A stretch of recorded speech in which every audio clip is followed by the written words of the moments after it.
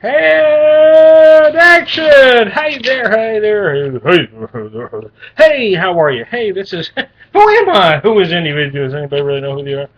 I think I said that in another video. Sometimes I repeat myself. Why do I do that? Well, because I'm old and well, let's just say I'm old.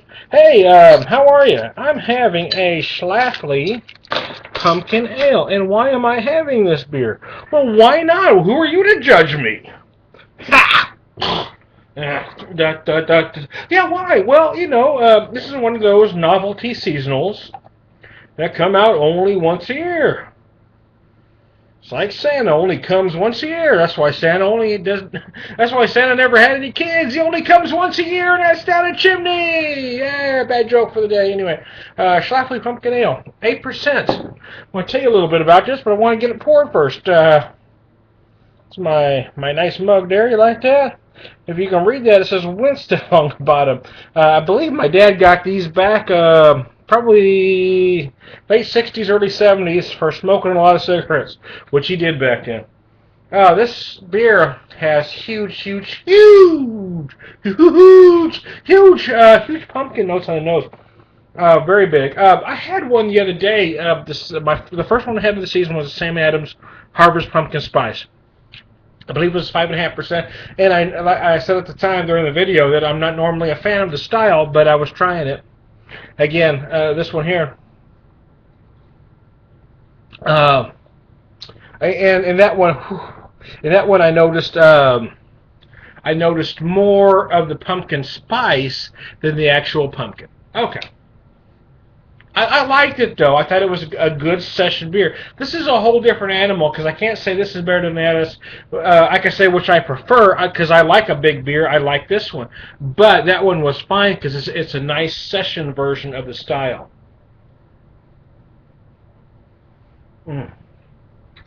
But like I said, this one's 8%. It's a whole different animal, and I want to read a little something from their website to kind of give you an idea. It's 8%, 16 IBUs. It's brewed with Marinka hops, and the malts are two-row and crystal malted barley, Munich malt, wheat malt, and chocolate malt that's brewed with pumpkin squash and a blend of spices. Okay, so technically, I mean, those are obviously adjuncts, but when you're brewing a novelty specialty ale, that's acceptable because that's what it is, right? I've done a little bit of home brewing, not an extensive amount, not enough to consider myself an expert, but enough to where I'm familiar with many variety of hops, but I wasn't real familiar with the Marinkas, so I looked it up, and so I want to read this to you. The Marinka hops is one of the few Polish hops on the market. It shares it shares the same pride as Lublin hops, and shares much of the same growing area, largely outside of the city of Lublin, Poland. Marinka hops is primarily used for bittering qualities. Excuse me.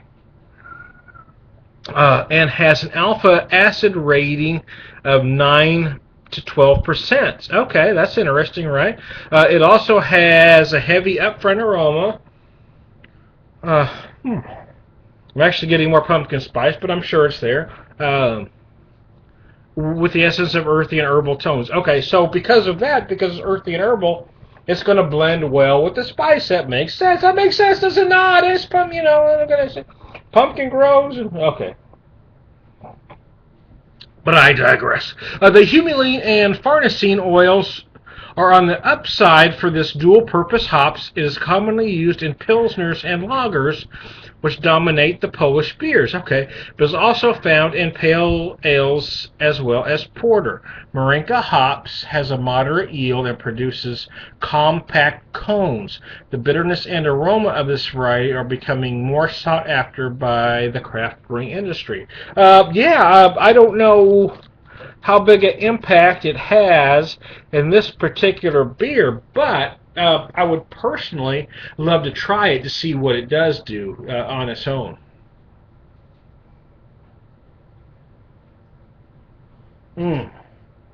I have gone on record in several videos, so I can't walk it back. Where I've said I'm not a huge fan of the pumpkin beer, pumpkin ales, and overall I'm not. It doesn't stop me from buying about a half a dozen every year, because I still am curious, and there's still a couple that I do tend to like from time to time. The Schlafly here is nice.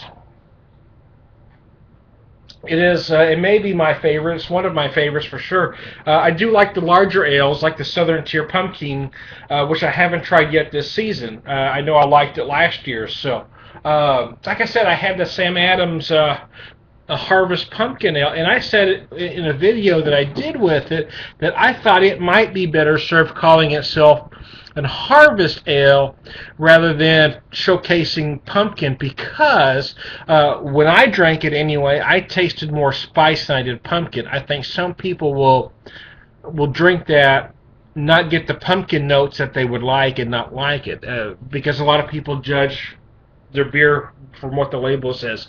If you take it on its own merits, it's a very fine beer because the spices are nice. And that's what I liked about that Sam Adams version. They have a larger version, but the Harvest Pumpkin that's in their fall packs. It's a 5.5. I believe it's 5.3 or 5.5. It's somewhere in that neighborhood. It's lighter. It's more session.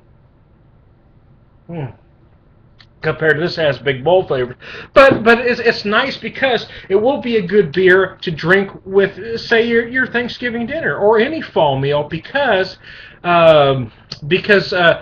know, it is a lighter version, an 8% ale. This will work with your fall meal, don't get me wrong, but it is 8%, so you're going to have to take her easy. But that lighter version, the Sam Adams, the Harvest Pumpkin, which for me showcases more of the spices, so that's why I liked it a lot.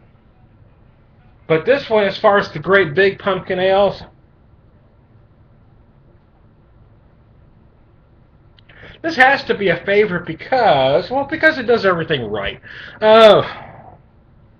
You know, sometimes there's examples along the way when you have novelty styles like this. There's examples, you know, and this is like a textbook example of everything done right. They're using the right blend of pumpkin. They're using the right malts. They're using the right hops, and this is why you have a very nice beer. Now, you can argue all day about, well, I like this one a little better, I like that one a little better, and that's fine. You can like those better, but you have to agree that this is a fine example of the style. That's all I'm saying. The other thing I like about this, as opposed to the pumpkin and, you know, the other Sam Adams version, is that this is sold in 6-packs.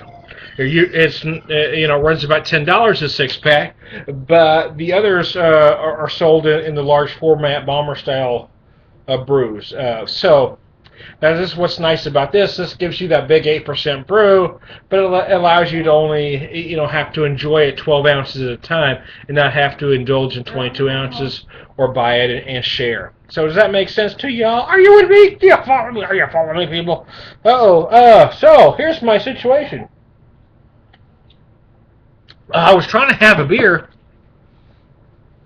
and talk to you good folks because I love y'all. No, I was doing a beer video. We just got home a little while. We've been home for a few hours now, but anyway, I'm in the middle of fixing dinner. In fact, they wanted breakfast for dinner, so I'm pulling the biscuits out of the oven because they wanted some biscuits and gravy and the bacon out of the oven. Why am I cooking bacon in the oven? Well, most restaurants actually cook their bacon in the oven. I learned that trick a little while ago, a couple years ago anyway. And I've been doing it that way ever since, because your bacon will cook flatter. It's easier. It's no muss, no fuss. I throw it on a baking sheet. I toss it in the oven. I took it out. I don't have to stand over it. I don't have to stand over a frying pan. It's just beautiful that way. Anyway, so having said that, I got to get the heck out of here because my wife's gonna catch me and I'm gonna be in trouble. And nobody wants that, right? You want to hear a nagging wife yelling at me because she's not getting her breakfast, or getting her dinner for breakfast, whatever the case may be. You know what I was saying? I just burned my finger. Y'all see me do that? I hope not.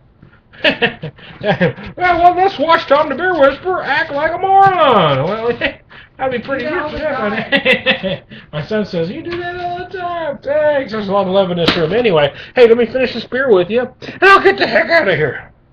I already told the joke, so I don't have to do that now.